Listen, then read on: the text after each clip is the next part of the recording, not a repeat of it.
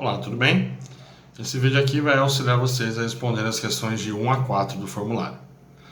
Esse formulário ele tem como tema a tabela periódica, que é uma das ferramentas que foram melhor desenvolvidas pelos químicos, que auxiliou demais os estudos da química, porque ela reúne muitas informações.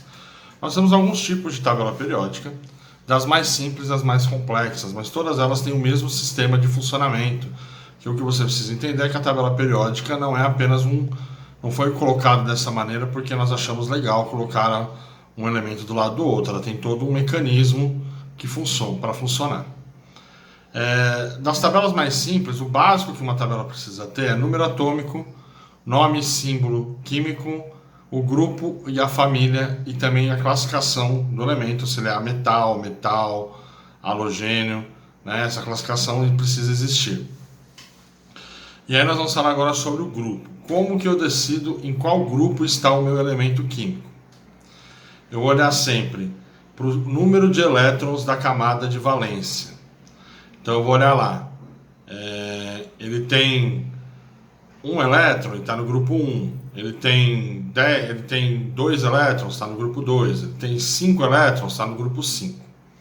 Só que se você observar bem a tabela periódica, ela tem 18 grupos, então, e o elétron pode ter no máximo na camada de valência 8 elétrons. E aí você vai me perguntar, professor, como que eu faço então para colocar alguém num grupo maior que 7?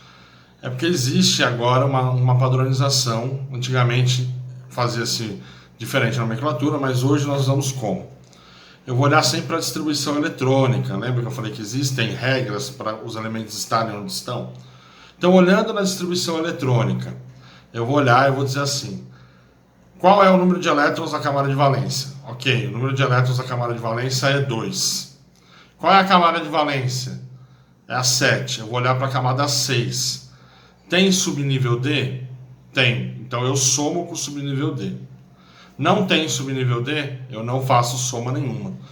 Então, para saber o grupo, eu tenho que olhar para os elétrons da camada de valência e se houver na camada anterior um subnível D, eu preciso somar os elétrons ali.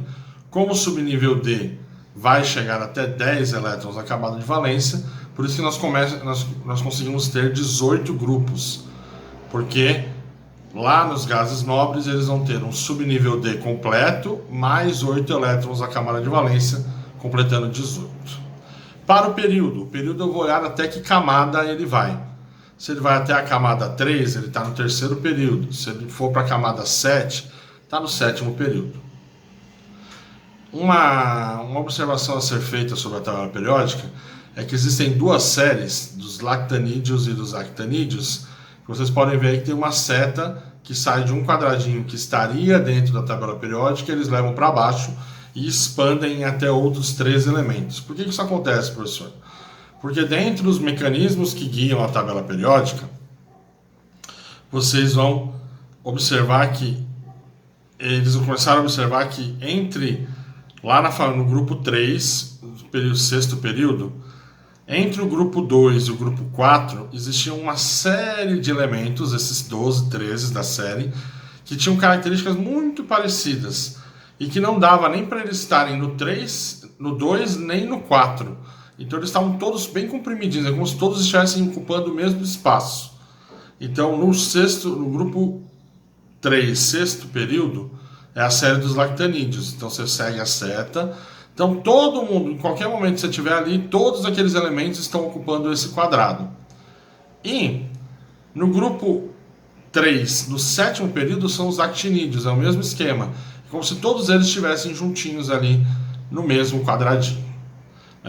A assimilação que você precisa fazer para entender a tabela periódica é como se fosse uma grande batalha naval, né? Você tem coordenadas, o período e o grupo que vão te indicar onde estão os elementos.